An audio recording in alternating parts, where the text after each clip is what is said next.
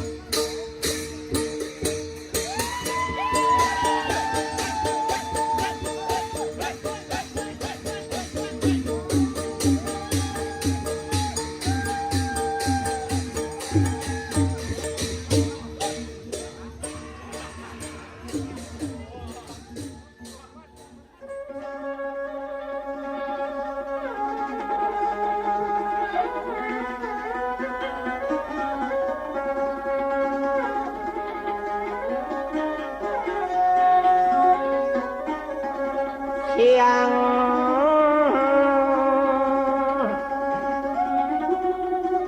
แมงว่างแมงใหญ่มันอยู่ดงไกลมันจับกิ่งไม้จ่ายคานน้องเอ๋ยบทนี้จะเป็นกำงามจุงฟังเตอหนังกิ่งบางอีน้องจะเก็บกำใหญ่เข้าไว้ในห้องอย่าเมื่อปีน้องมีงานจิตนิ้วนกไก่เขายอจานเขาลุกขัวจานวงวานตีน้อง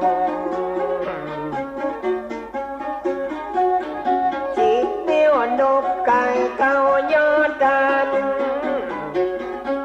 ว่ากินขัวจานพ่อเจ้าแม่เจ้าดังบาดจังวีดังชาลีไม่เจ้าน้ำจนน้ำเจ้าจ่อน้อยดุงใจ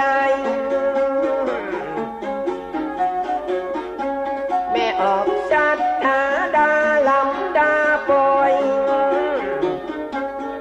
สีดำมอยดาปอยลูกเกลียวขวดานเป็นแถวดีงามอย่างนั้นยกมือไปน้อยไปมือสามุนหน้าสัทธานอกบ้านในบ้านไปเอาเตื้อน้องบ่อซอยดอกบานบ่ได้ดงสาลังไปไหนจังใดลำดับลำหันแล้วมาด้วยกันไปล่าบังของตาแม่เจ้าคอยตั้งใจเอากับเจ้าบ่แล้วลำดับตั้งชาติลำดับตั้งหมอนะตั้งชาลีที่นอนบาดวิพัดจงแม่ออกชัดตาเต็มตาไว้บอมบางอย่างก่อย่อมสว่างใสอ่อนจนตั้งวิตั้งบาดตั้งชาติตั้งหมอนตั้งชาลีที่นอนหัวดานแม่เจ้าจะไปเงียบไปเหงานอเจ้าอย่างนั้น